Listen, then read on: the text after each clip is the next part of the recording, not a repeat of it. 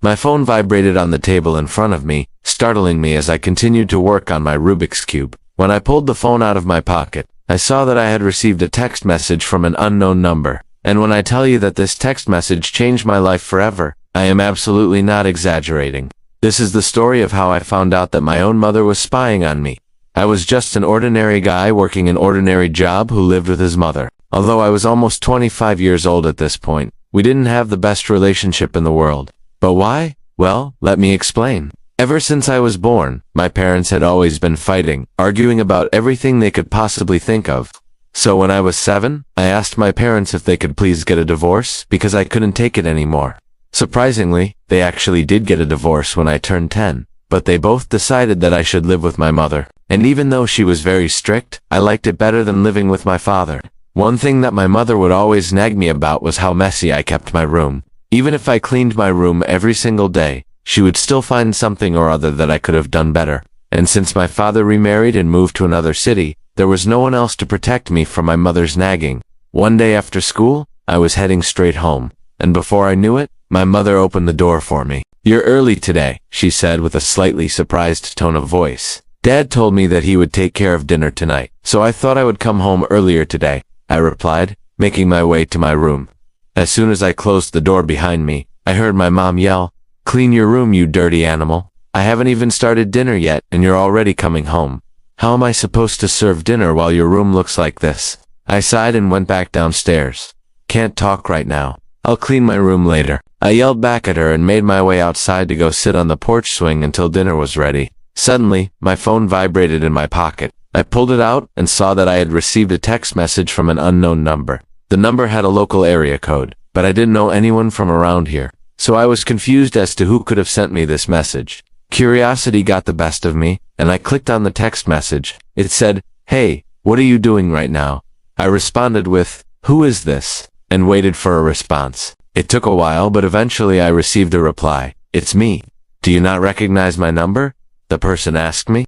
And then I remembered. I had given my number to my friend James a few weeks ago, so that he could contact me. So I responded saying, "Oh hey, what's up?" We talked for a bit about our lives and stuff like that. And as I looked at the clock, I realized that I only had 30 minutes left until my mom called us for dinner. So I told James that I had to hang up and get ready to eat. "Okay, but can I have your number? I want to text you again sometime," James suggested. "No, sorry, I can't give you my number. You can text me though," I said, and I could feel myself blushing as I wrote down my number for him. We said our goodbyes, and I headed back inside to wash my hands and get ready for dinner. That night, I couldn't stop thinking about James. I mean, where else would I be able to meet a guy as amazing as him? Of course, I was just kidding. I had no idea what he looked like. All I knew was that he had a great sense of humor. Over the next couple of days, James and I texted each other every single day, and he was really cute. He would make me laugh all the time, and sometimes we would even stay up talking to each other on the phone until 4 in the morning. I know that might sound crazy, but I couldn't help it. I just really liked him. But then suddenly, 2 weeks after we first met, James stopped texting me. At first I thought it was weird, but then I realized that he probably just got bored of me. And sadly, that was the end of it. Or so I thought. A few weeks passed, and one day when I came home from work, I heard my mom yelling on the phone. She hung up and I could hear her sniffling, which was weird. I didn't say anything and just walked to my room. But then my mom knocked on my door and asked me if we could talk. When I sat down next to her on my bed, she started asking me questions about my personal life. "Do you have a girlfriend? Are you seeing someone?" she asked me. Confused by her sudden interest in my love life, I lied and said that I was seeing someone. "Oh, that's nice. Who's their name? How did you meet them?" Mom asked. But I just shook my head and said that I didn't want to talk about it. She seemed disappointed, but didn't push me for more information. Later that day, she went back to her room, and I went back to mine. It wasn't long after that when I heard her knocking on my door again. I opened it, and she said, "Can I come in for a bit?" Confused, I nodded and stepped aside so that she could walk in. She closed the door behind her and started rummaging through my closet, pulling out clothes and throwing them on my bed. "What are you doing?" I asked her. "I need to see what kind of person you're seeing. Tell me, does this look like the outfit someone would go on a date with?" she asked, holding up a pair of torn jeans and a tank top. Before I knew it, she had gone through every single piece of clothing that I owned. When she was done, she went to my dresser and opened the drawers. She pulled out every single piece of jewelry that I had and started examining them closely. Why are you doing this? I finally snapped, tears in my eyes. Stop going through my things. It's disgusting. She stopped what she was doing and gave me a sharp look. How dare you speak to me like that? I am your mother. I have the right to know who you're seeing. No, you don't. You never had the right to know anything about my life. Just leave me alone. With that, I stormed out of my room and ran to mine. I locked the door behind me and tried to calm myself down. What was wrong with my mom? Why was she going through my stuff? That's when I decided to check my phone to see if James had texted me recently, but when I unlocked the phone, I was shocked. There were several missed calls from an unknown number. Curious, I pulled up the contact and saw that it was my own number. I quickly dialed the number and put the phone to my ear. Hello? I asked. Who is this? On the other side, my mother's voice answered, YN, where were you last night? Why didn't you answer your phone? What? How? How were you calling me from my own phone? I asked, shocked. Oh, I don't know. I found your phone and accidentally called you. Sorry, she stammered. And that's when it hit me. She wasn't just going through my things. She had taken my phone and called herself to find out where I was. Angry, I responded, you called yourself from my own phone and then pretended to be someone else. Why? Why did you do that? I just wanted to see if you were being honest with me about having a girlfriend. I had no idea you'd be so angry about it, she said. No, you didn't, and I'm not gonna lie. It scared the hell out of me when I picked up my phone and your voice answered me. I thought I was going crazy. I apologize. Why? I'm sorry. It won't happen again, she said, but I wasn't having it. You went through every single thing that I owned. How am I supposed to trust you after you did something like that? I just wanted to know who you were seeing. I didn't mean to hurt you. Please forgive me, she begged, but I refused. You should have asked me in the first place. If you had just asked me who I was dating, I would have told you. I know, but I was too worried. You never tell me anything about your life. I thought maybe if I knew who you were seeing, then you would open up to me more, she explained. Well, it's not gonna happen. And with that, I hung up the phone. To this day, we still don't have the best relationship, but at least now we talk to each other more. If you enjoyed this video, make sure to watch the next one. Thanks for watching.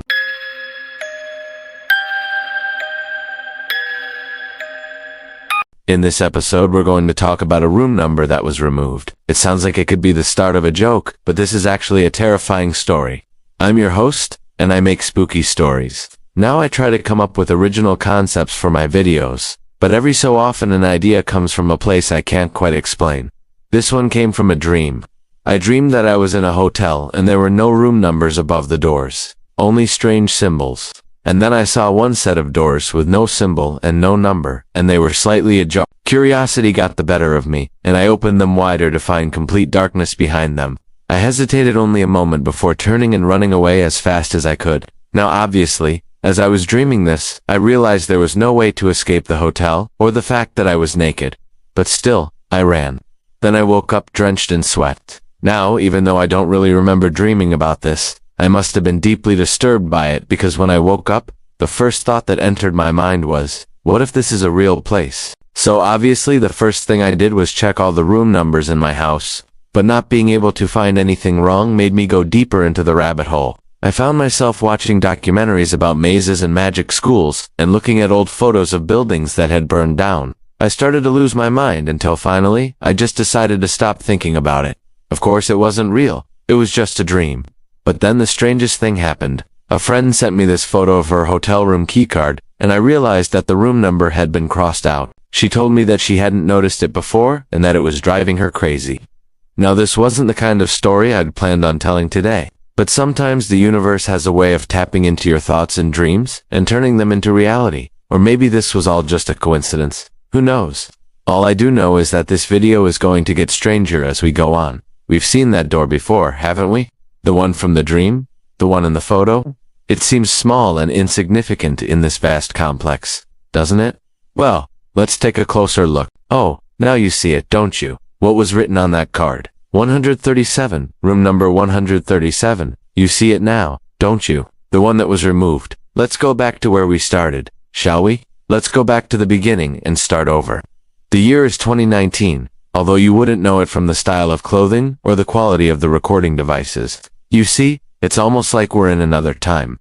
The location is New York City. Well, it looks like New York City, but we don't really know. No, because while these images are real, the people aren't. These actors were paid to recreate historic moments in New York, but they had no idea what those moments were. What they were recreating was being filmed by someone else who would later cut together these clips into something resembling a movie. Our main character has a name, although he doesn't know it. We'll call him Alex. He's just returned home after a long day at work and decides to watch some TV.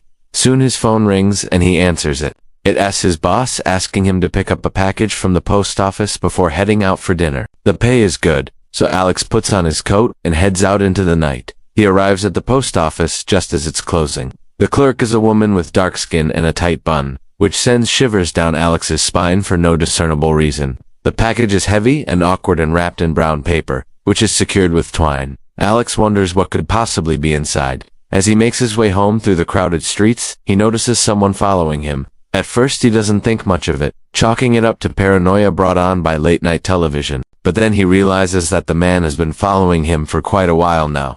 Alex breaks into a run, pushing past strangers in the street and dodging traffic as he tries to shake his pursuer. When he finally reaches his apartment, he fumbles with his keys, desperate to unlock the door and hide inside. As he does, he hears footsteps behind him, slow and deliberate, getting closer. The footsteps stop. Alex throws open the door and stumbles inside. He locks it behind him and leans against it, panting, trying to calm his racing heart. But as he straightens up, he sees that his apartment is empty, bare, totally devoid of everything except a rocking chair in the corner, and it's rocking. Alex is confused and scared. Why is the chair rocking? What happened to his apartment? Why was he being chased? He turns and runs for the door. As he reaches for the handle, a voice speaks behind him. The voice says, "You can't leave." Alex turns slowly to face the speaker. Standing in front of him is a man dressed in a suit and holding a briefcase. The man smiles and extends his hand toward Alex. Alex recoils and slaps the man's hand away. The man's smile widens. "Very well," he says, "but you'll be joining us soon enough." Then he opens the briefcase and Alex screams. Inside the briefcase is a human heart. The man walks past Alex and out the door, leaving the heart on the floor. Alex falls to his knees beside it and cradles it in his hands. He looks up and sees the door has vanished. In its place is a smooth wall, and the window, too, has gone. Instead, he sees a brick wall. He's trapped. As Alex moves to explore his new prison, he comes across a bathroom. Inside, he finds a mirror. Looking into it, he sees his own terrified reflection, but below his reflection, scrunched up in the corner, is another face. It belongs to an emaciated old man with vacant eyes. Alex screams again and collapses to his knees. When he looks up, he sees a single word written on the wall above the toilet. The word is 137. Alex screams and hides his face in his hands. What does it mean? What is happening to him? Where is he? As the minutes tick by, Alex slowly calms down. When he looks up again, he sees more writing on the wall. This time, it's a question. Are you ready? Alex shakes his head frantically, but the answer isn't what he wants. Someone else is writing on the wall. Another voice echoes in his head. Yes, you are. Alex screams and falls to the floor, his heart pounding. He looks around wildly, searching for a way out, but there isn't one. He's trapped forever. Alex crawls to the door, pressing his ear against it. Maybe he can hear something on the other side, maybe someone who can help, but all he hears is silence. He bangs on the door, screaming for help, but his cries are muffled and swallowed by the walls. There's no escape. Suddenly, the door handle turns, and the door opens slowly. Alex recoils, staring at the crack between the doors. A light shines through it, illuminating dust motes dancing in the air. A voice calls out, "Hello." No answer. The voice calls out again, "Is anybody home?" Alex remains silent, watching as the light grows brighter. The voice steps closer. "Hello." Alex closes his eyes, waiting for whatever fate awaits him. When he opens them again, he sees a pair of legs. They're crossed and clad in black leather boots. The legs belong to a woman wearing a black dress and a wide-brimmed hat. Her face is hidden in the shadows. She sits down in the rocking chair in the corner. "I'm sorry," she says, "but you're in my way." Alex stares at her, unable to speak. She rises from the chair and walks toward him. "I'm sorry," she says again, reaching out a gloved hand to touch his cheek. "You won't mind if I remove that, will you?" Alex screams as she rips out his throat. She pulls away, revealing a bloodied meat cleaver. Alex collapses to the floor, his life draining away.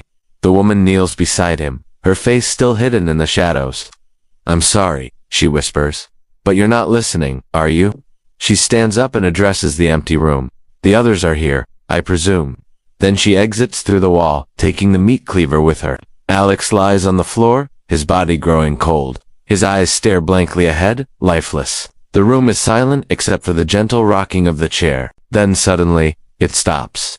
The rocking chair stands motionless in the corner of the room. Outside, the sound of hammering and sawing. This is where our story ends. Or maybe it's just beginning. I don't know about you, but I'm definitely never staying in a hotel again. Now, here's why. If you want to see more stories like this, stay tuned. And as always, thanks for watching.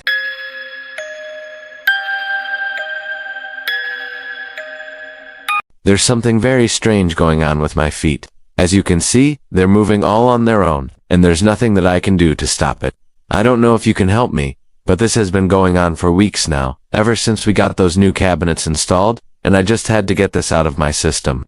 I want to talk about the phantom footsteps that have been haunting my kitchen. At night, sometimes in the dead of the night, I will be awoken by what sounds like footsteps in the kitchen. Heavy footsteps, dragging metal moccasins across the hardwood floor. There is no explanation. No one else in the house makes any noise at night. And while I lie there wondering if an intruder has crept into the house, the footsteps continue.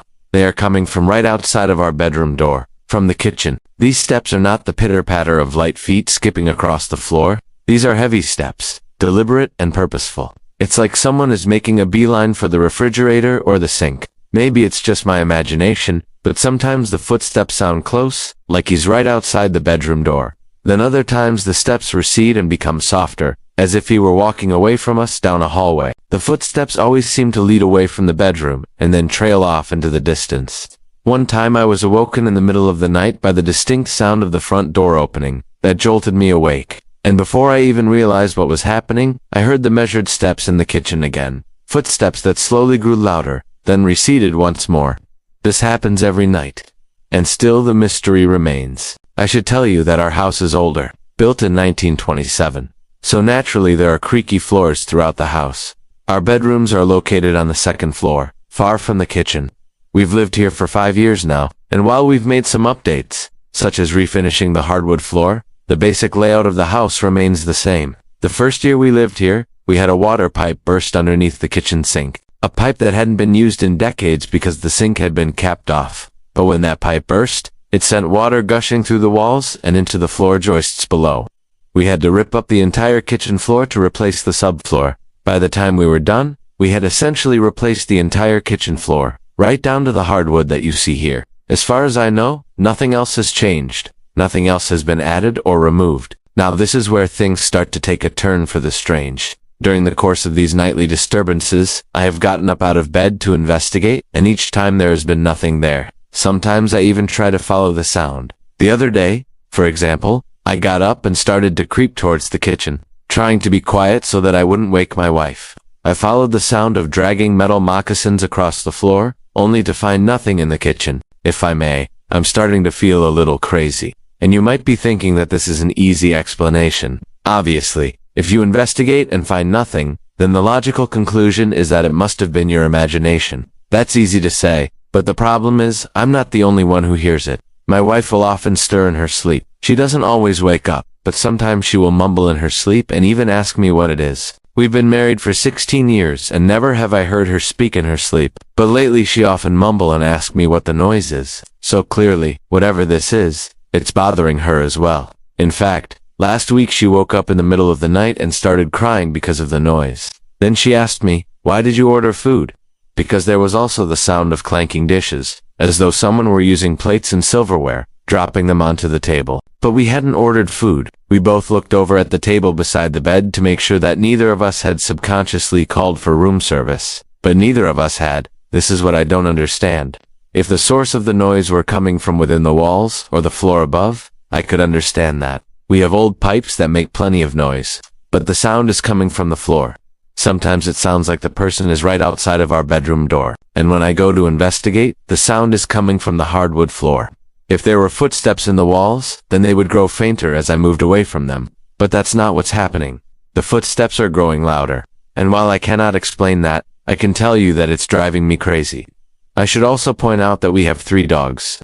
They are all big, but none of them have metal claws, and none of them have been known to sneak into the kitchen in the middle of the night. And while they do shed, there's no hair on the floor. It's a hardwood floor, and if one of the dogs were sneaking around, I would definitely see footprints. I have yet to see a single footprint. I'm telling you this because I'm trying to rule out all possible explanations. What could possibly be making this sound? Could it be mice? But if so, why aren't they running away from the sound when I come to investigate? And why are they making deliberate footsteps? Drag metal moccasins is what my wife calls the sound. She says it sounds like someone is wearing metal moccasins and dragging them across the floor. There are no loose floorboards. There are no pipes or electrical wires running beneath the floor that could be making this sound. I honestly have no idea what it could be. The only thing that I can think of is that maybe we disturbed an animal when we replaced the subfloor. Perhaps a squirrel or a mouse made its way into the wall when we cut a hole for the new subfloor, but I doubt it. I mean, how could an animal get in and out without us seeing it?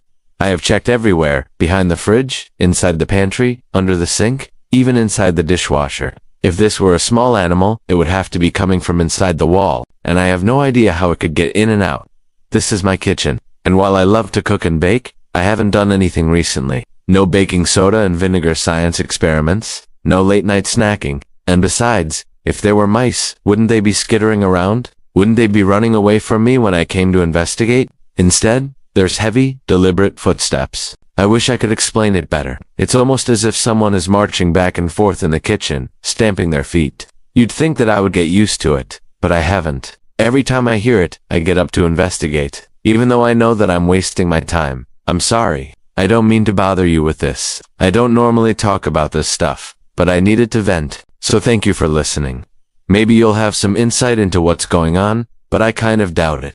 Either way, I appreciate you stopping by. If you enjoyed this video, please consider subscribing. I love reading your comments and I always appreciate your feedback. Thanks again for watching and I'll see you next time.